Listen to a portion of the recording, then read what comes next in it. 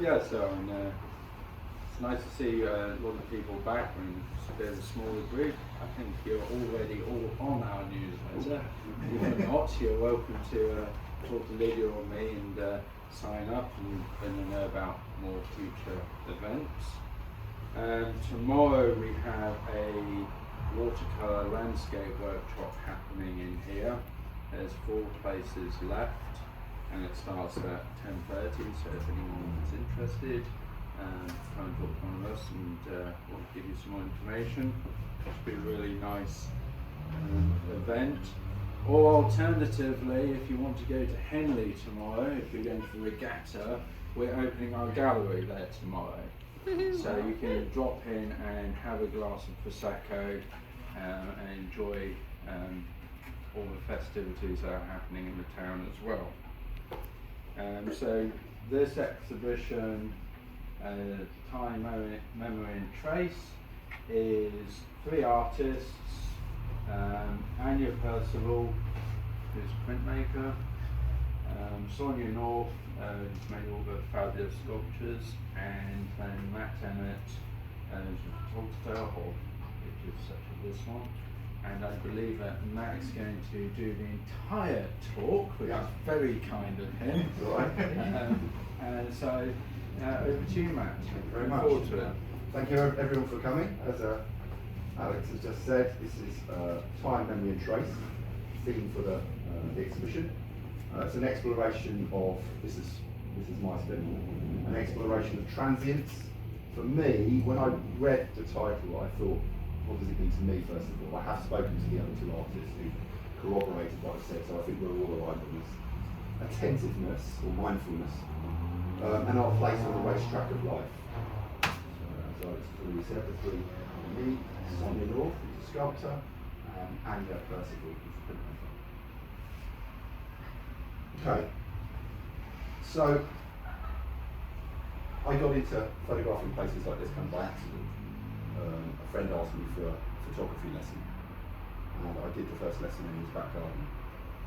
And he said to me, "Do you mind if we do a few more? I'll probably learn. If we've got something in particular to photograph, I'll probably learn a bit quicker." He came back to me about 3 months later. This was at the start of 2012, and he said, "I found something. Remember that second lesson?" And I said, "Okay." And he said, "It's this big industrial complex down in Fleet, in Hampshire." I said, "Okay, what is it?" He said, "It used to test jet engines." He used to, what is? He said, "It's a van." And I said, "Okay, are you allowed to go there?" And he said, "Technically not, no." I said, "No, I'm not sure if I want to do that, I'll get arrested." He said, "That'll be fine." I said, anyway, we ended up going there, climbing the fences, and the sights I saw there just blew my mind, and I've kind of become totally addicted to doing it ever since. So, I'm just going to read my notes here, because I do talks semi-regularly, and I do them so often that I just never speak off the back of my hand, but for this presentation it's slightly different, so I'm just going to read some notes. So I've got, being a photographer of historic locations, ruins and abandoned places, there is an obvious and clear link to the passage of time, memory and the traces that remain of lives lived, objects left behind and the empty shell of a structure no longer needed. But I also wanted to discuss an alternative experience of this theme that is a direct outcome of engaging with such environments. I find that through the act of interacting with these places to create my imagery, my entire perception of time has changed. We all know how, when moving through the cycle of wake, job, home, eat, rest, sleep, repeat, that days tend to blur into one another and time races onwards, and before you know it, 10 years have passed. Stepping outside of that routine and travelling to a location, gaining access and really noticing the details, the smaller details and the wider picture. Oh, sorry.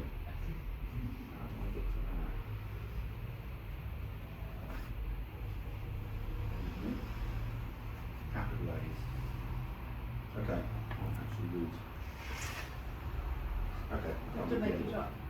Yeah, I'm going to have to make it up. Stepping outside, yes. Noticing the smaller details and the wider picture, looking for angles, light and shadow, creating the exposures becomes a form of meditation, where time moves much more slowly. Our 4-day trips to places like Belgium, I used to do a lot more than I do now. We used to go to Italy, Belgium, usually 2 or 3 European trips a year, and would be there for 4 or 5 days at a time, and there'd be 4 or 5 locations each day. And it's only if you've been travelling in different parts of the world as well, when you just step outside of that daily routine, time just changes. It just seems the day seems to last a long time. The things you see while you're there are just so unusual.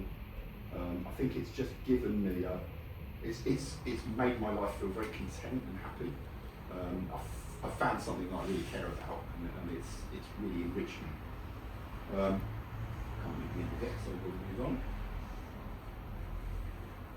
So this is just a few pictures of me in different locations over the years. There's been many, many, many places. As I say, going back to 2012 is the start date. Certainly I've racked up 200 and something locations now, but most of those locations were racked up in the first 7-8 years. In the last few years I've really slowed down. And that's mainly due to family life, and my other half saying, do you have to keep going away this weekend? So I definitely do a lot less now. Okay, so time, that's not so. So what we've got here, the top left is me inside an underground, below Corsham in Wiltshire. There is a large underground stone quarry that was requisitioned during the Second World War, and that's where they were producing munitions for the Second World War to protect it from German bombardment. And there were about 4,000 people working underground. They had these enormous fans that circulated the air to keep everything safe on the ground. That's a cave in Yorkshire next to it. Directly below that is one of the large fans in the wind tunnels at Farnborough. That is one of the deep shelters below Clapham with the blue light that you're standing there in front of it. Below that is a blast furnace in Belgium. Me climbing over the fences into a textile mill in Somerset, and then me caving, doing a bit of caving as well. But really it's just getting out into the world and having a purpose and seeing amazing things. It really has enriched my life. So first of all, let's just deal with the separate parts of the theme, time. There's a quote from Prince there. Now onto the literal connection of the theme, using my work as an example. The locations I photograph are often in a state of chaos and decay, a state of transience, moving from a point in the past where they were useful, busy, noisy places full of life, to now quiet, still and empty. There is a really emotional connection to be felt when you look at your surroundings and you can almost see and hear the people who previously moved around the space, living out their lives or working hard. Nothing is meant to last, and standing in such places surrounded by decay and entropy can certainly be a gentle reminder that in X number of years' time, a different family will be living in your house or doing your job. Memory and the power of art to evoke it. Places like this rustic kitchen found inside an old farmhouse in a lush green valley in Luxembourg have left an indelible mark on my own memories.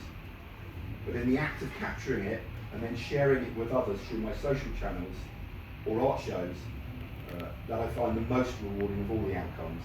It is the sparking of precious memories in other people's lives. So these are just a few of the social media reactions to that picture that people have. So I think you can read it or not, but my grandma had a similar one, hence in a different country. I wish I had it. I grew up with this oven. My grandmother used to make my morning toast by opening the fire door and stubbing a slice of bread up there. And it was thick village handmade bread. And it's just amazing how imagery can spark people's own memories of things that happen in their own lives. Trace. Time is not measured only in years, but in the traces it leaves behind. Like a house where the previous occupant seemingly just up and left, never to return, these unknowns create stories and scenarios in our own minds. Who were the people that lived here? How long ago did they leave? Why did they leave? How long will it remain like this? In the room shown above, there were physical traces everywhere. Wallpaper peeling from the wall, a photo album showing family gatherings, a radio left tuned to a certain station, newspapers and magazines in a rack, and a game of patience still set on the table. All small clues to the questions we asked upon seeing the scene, and a narrative we invent in our minds based upon each clue. And another trace of the location leaves behind is not a physical manifestation at all. It is the impression it leaves upon the photographer or indeed someone viewing the photograph. So that's the theme covered. I'm just going to talk a little bit about my work and about my process now. So this is a small lock-up Joe in a back garden in Pandal.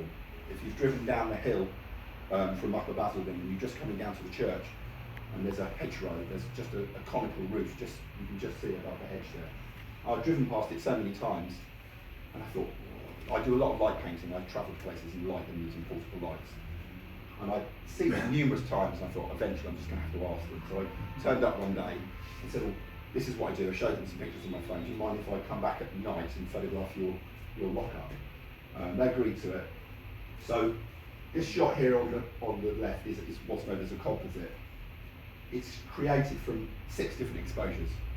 So you can look here. You can see down those bottom 2 left smaller pictures there. You can see I've got a light source on a pole, where I've actually created the lighting on either side of the roof. So from those 2 exposures, I've just used those little bits which I've added into the composite, and all of that composite, and that shot of the stars is a separate shot I took on a different occasion.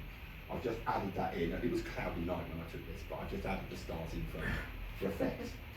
But ultimately, that's been blended from 5 different exposures with a 6th added in as well that wasn't shot at the time. And then just 2 locations now. This was a farm cottage in Anglesey. And these are the 2 locations I picked. I've decided to pick 2 that encompass the theme of time, memory and trace. On the left we have a shot of the same corridor that we've taken the shot on the right, but this is just showing the difference between a long lens and a wide angle. So I'm at one end of the corridor here, and I'm using I think it's a 150mm lens, which really brings that staircase forward but closer to the camera because I'm using a longer lens. Whereas on that shot on the right, I've walked to the end of the corridor and I've used a wide angle. And you can just see the way the angles on the staircase obviously changes depending on how many millimetres the lens is. Different parts of the house.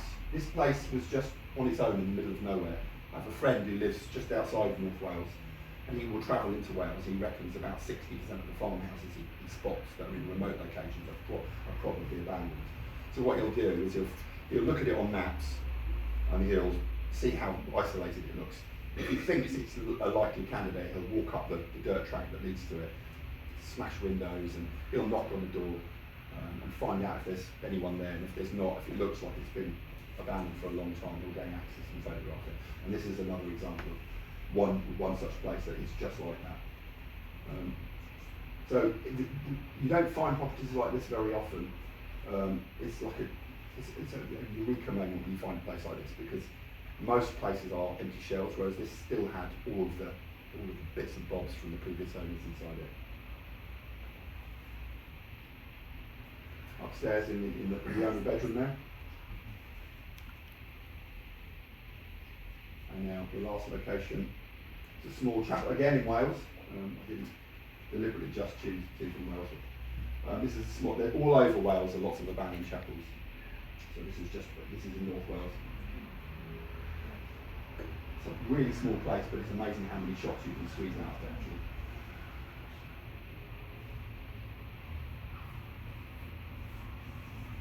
Okay, that's the end of my presentation. So we're moving on to Sonia's work. So Sonia's here. Right there. So Sonia's the sculptor. Is that my phone? It was, yes. Oh, that's because I was waving to you. Yeah, I know. So I did wait. I'm not an expert on sculpture, so I have asked the 2 other artists who are in the exhibition if they could provide me with some words. So I'm just going to read. This is a slightly reworked just to fit it in. What Sonia sent me. My work is at its heart an exploration of beauty, how it shifts and changes, even as something essential within it stays constant. The timber becomes a metaphor for time itself. Each growth ring is a year of time, and yet, unlike the slow decades it takes to grow, working the wood takes only a moment by comparison to reveal what's inside. The decades of growth and the weather conditions, temperatures, droughts, heat waves all leave their mark. Many of the rustic nails in this collection come from reclaimed oak flooring salvaged from old French chateaux. They carry their own memories too, a story that began long before mine, and I often wonder whose footsteps passed over them. just some examples of her work there on the second slide. Not all of these are here. Some of them are. I've tried to show a mix of what's in the exhibition and other work as well. Anja Percival, who isn't here, who is the printmaker. Anja described her process as such. I'm a printmaker and I'm fascinated by the different atmospheres that light creates in our environment. I try to capture moments that are often short-lived and transient. I often stumble across a quiet, atmospheric corner when I'm least expecting it, and sometimes only have a few seconds to capture the scene on her phone or a camera, but it's usually a phone. Before the light changes and the moment has passed. The time element of what I do comes later, in the slow and methodical etching process. So she works generally, she'll take a picture of a scene that captured her attention, and then she will either print the picture or work directly from her phone. And she will then hand etch. She will start putting like a resist on the plate, which she's then going to etch with like a weak acid. And then so she works by hand, based upon photographic original. Etching process. Time is central to my work, firstly because of the transient nature of light itself, but also because of the slow traditional process of etching used to record it. Light is never fixed, it shifts constantly, briefly revealing beauty before disappearing again. This changing effect of light can transform an ordinary place for only a few seconds before it vanishes. My etchings are concerned with moments just like this, moments that are inherently temporary. These experiences are fleeting, but the process of etching allows them to be carefully recorded. I'm recording again. Is this one of these moments in time you were talking about? Does anyone have any questions for Matt about anything? Do you ever touch anything? Do you ever finish anything, or do you just literally record what you see, apart from the lighting, obviously, which you spoke about? I don't, because I feel that it's false. Whereas I'm not the only person doing this, and I'm in the community of photographers that I'm part of. I'm often denigrated as a tourist, as in I'm not one of the people that discovers these locations, that spends hours poring over maps looking for properties that could be abandoned. There are people that do that, and they're the sort of pioneers of it, and they do all the hard work. I'm just, as soon as I see somebody else's photographs, I go, that looks good. Do you mind telling me where it is? And once I know about it, I'll go there and photograph it. But I'm under no illusions that when I'm there, a scene that's been set up, like the patients on that table, who knows? Was the original occupants playing cards when they fell ill and had to be taken from the house? Or was it a photographer? I'd like to get was the original. Yeah, but I mean, I know there's a guy called Andre Govia who's quite well known in the sort of abandoned locations photography, and I've been away with Andre and I've seen, and it's just, I'm not criticising him, but he will take elements from one room, bring them into another. He's really good at it, and he will create still lifes. It's a very cool dynamic though. Yeah, and to record after the fact. Yes, and I went to a cottage that Ian Hazeldine, another photographer, who he told me about this cottage. He said, "Please don't share it. Hardly anyone knows about it." So I went there, and it was amazing. And it had this dresser which had old wedding, like black and white photographs in frames, and really interesting books everywhere. And I took pictures of it. That's amazing.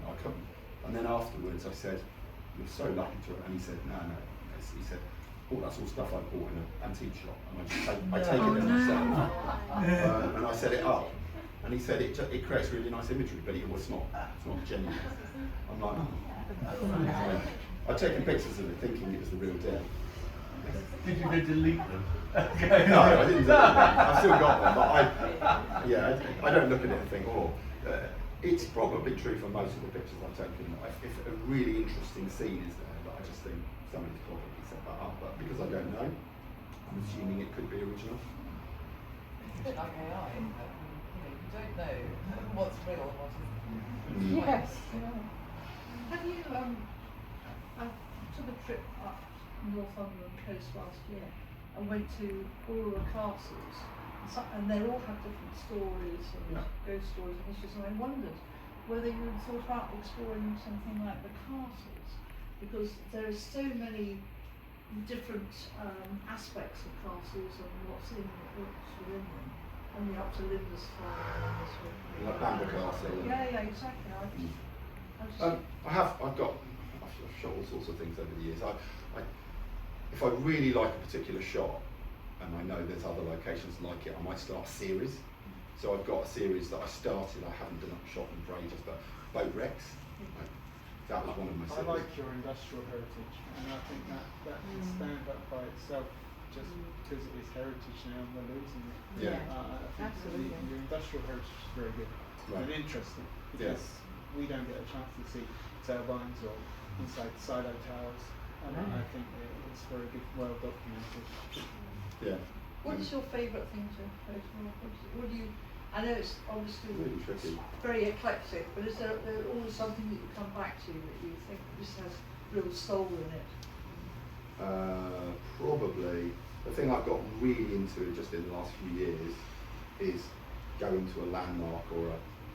Does anyone know the Nuba survival statue in Checkingham? It's the big skeletal figure. It's about 15 foot tall.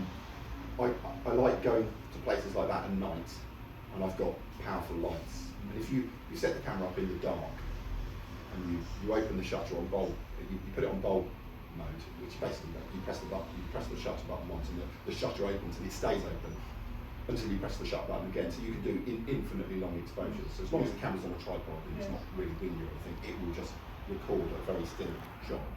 And then once it's recording, if it's pitch black or very dark, it's not recording much. You can walk around the subject with a light source and paint in one side of it, walk around it, paint in the other side. And that feels more like being an artist. Because photography in itself is an art form, but it doesn't feel like fine art, where you've got a brush and you're creating art. Whereas when you've got something that's in the dark and you're painting in the details selectively with light, that feels more of a creative process. So I really like that. And one of the things I did recently is I light from the ground. I walk around the subject and I light it from different angles. And when you've got, particularly, I go to Avebury quite a lot and light the stones there. And when you shine a light source across the stone, you've got all a pitted surface. And if you're 45 degrees, your camera's next to you and you're just off to one side and you've got a 45-degree light, the entire front of the stone is filled with light. Whereas if you go 90 degrees to it and you skim the light across the surface of the stone, all of the texture appears in the rock. So angle of light matters.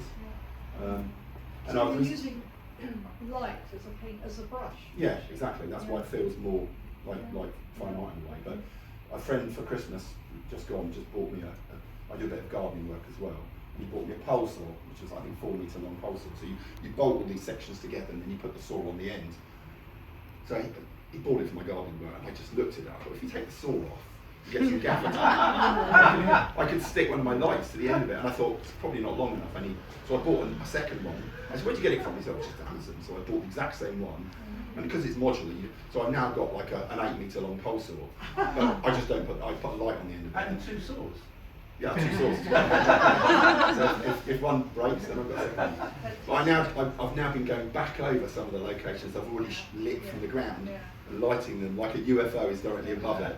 And it just looks so different. Are these all on your Instagram? Yes. You've spoken about gaining entry to various places. I'd like to know what the most scary / exciting story you have of nearly being caught and how that went in a location. Back in 2013, somebody in the photo community contacted me and said, oh, did you know the Battersea Power Station control rooms are accessible? I said, really? And they said, yeah, you can get into both. A side is trickier, but you can get in. This was just when they were gearing up to start the restoration of the whole power station. There were building equipment on site, but they hadn't properly started. They were still gutting it. So we went up Friday night, Saturday night of that weekend, and then I went Friday and Saturday for the following weekend. And on those first 2 days, I could only find my way into B-side, which is the 1950s control room. Really different from A-side, because A-side is Art Deco. It's beautiful. interiors. And that was really exciting because it's such an iconic building. And we were told that security were by the river on the Thames, and that every 40 minutes or so they would come out of their hut with torches and walk around the building.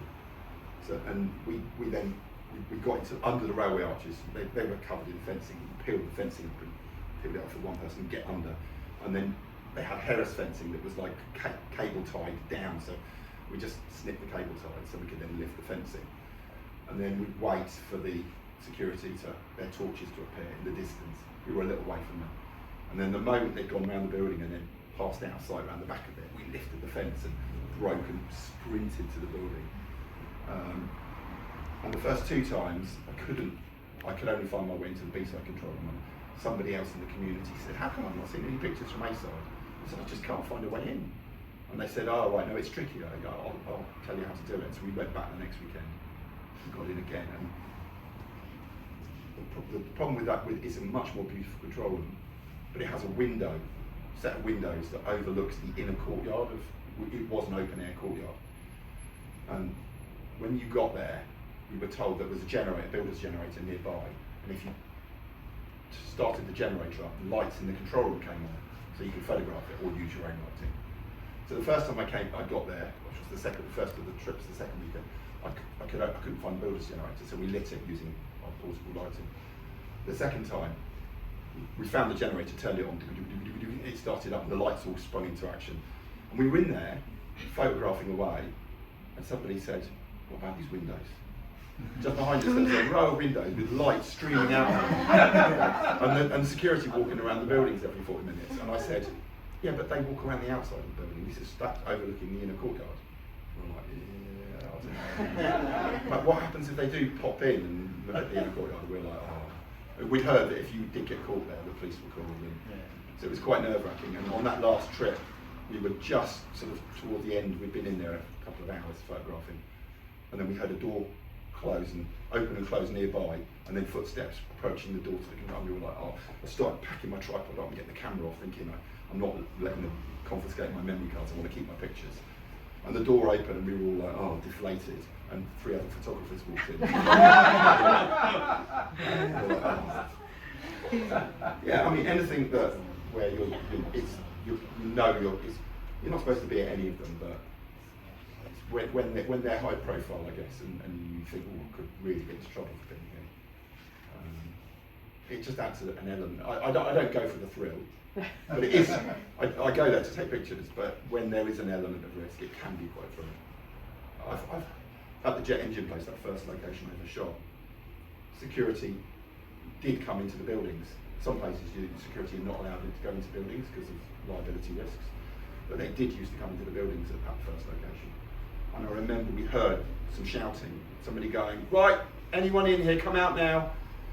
There was an enormous opening in this part of the machinery that tested jet engines. We basically climbed inside this vast machine, and we went to the back, and just this opening which we climbed in, made our way, and we used our phone to illuminate. We were walking on these gantries. There was a drop in there as well, but we just sat at the back. We couldn't quite get outside, and we could sit in. But basically, eventually, a security guy in his fluoro jacket appeared in the opening, and he just didn't have his torch on him.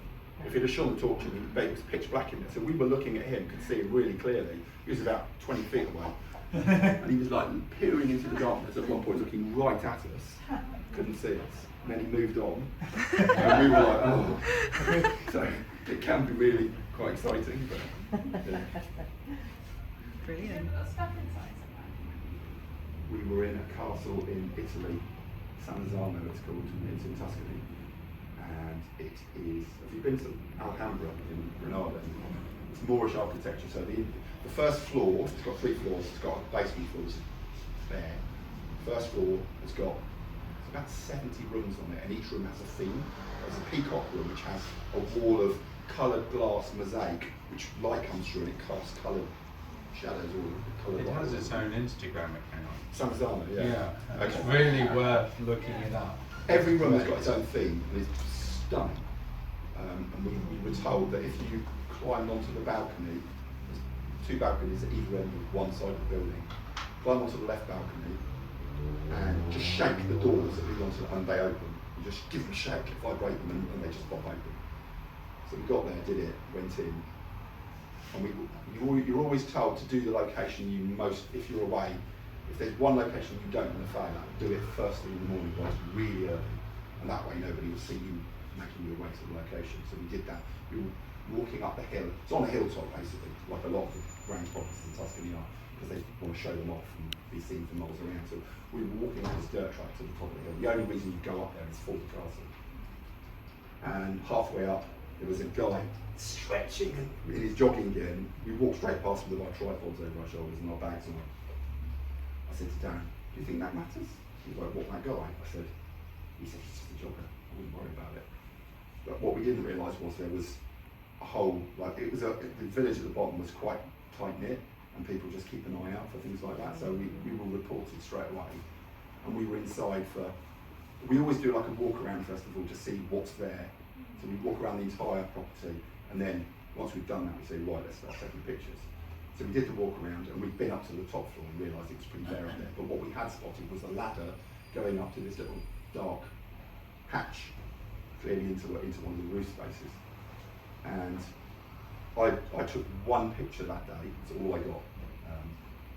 I'd just taken the first picture. Darren was in a different room, and Lex was in another room. I heard a vehicle really close by.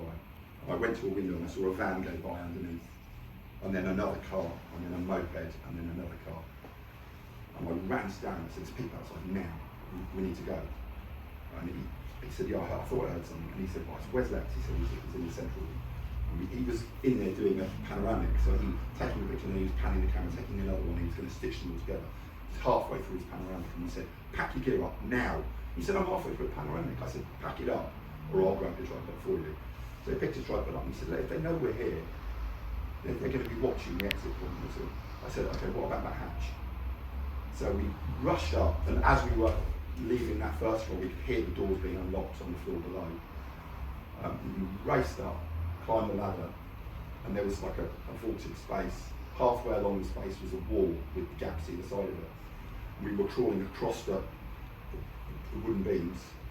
And we went and we sat on these wooden beams with our backs to the wall, hidden by the wall. And we could hear them all shouting to each other, sweeping the building. And we could hear lots of shouting. Eventually they got really, really crisp and really... Oh, that was the other thing. Darren said, what about those wardrobes on the top floor? I said, they're going to look in there. We actually heard them opening and closing the doors of the wardrobes. And then they were really loud and really clear, and they were clearly at the bottom of the ladder, and you could hear them having a comment there, doo, doo, doo, doo, doo, doo, doo, stop, click, and then a light illuminated all of the space that was, the wall was just casting this shadow, and it went all the way around. And all you had to do was crawl about 10 feet to this wall. We were just holding our breaths. And he swept the torch backwards and forwards, turned it off, went back down, more conversation. And then they went down. Long story short, we were in the roof space for nearly 4 hours. No alarms. It wasn't 40 degrees temperature. It was hot. Yeah. And the other thing that happened while we were up there, we said we've got to hear 4 vehicles leave before we come back out. Eventually we did hear a vehicle go, and I said, is that them leaving? He said, that was just one vehicle, according to me. And they swept the building, I think 3 times, looking for us, and then there were long periods of silence. And eventually we were sure they were gone, and Lex, who was the smallest, I said, take your shoes off, go down the ladder, go straight to the exit point, just don't go anywhere else, and come back. If you don't see anyone, come back. Also look outside to make sure there's nobody watching the gardens outside. And then, yeah, so Lex came back and he went, I've been through the whole building, there's no one here. So we all got out, and we got back down to the amazing floor with all the Moorish architecture, and I just said, guys, I think we've gone, let's just stay. And they said, let's go. Because the other thing, I was working with Pentax at the time as a product ambassador, and I had one of their medium format cameras with a load of lenses, and I had about £20,000 worth of equipment on me, and I had no idea what the Italian police would do if I might have had it all confiscated. So I thought about it and then said, yeah, okay, let's just go. So we wasted half of one of our days just hiding in an attic space. At least they didn't take the ladder away. No, the ladder was a fix. The ladder was a fix, so you couldn't. Thank you. Really interesting stories. Fascinating. So, Thanks, for Matt. talking about the other two artists as well.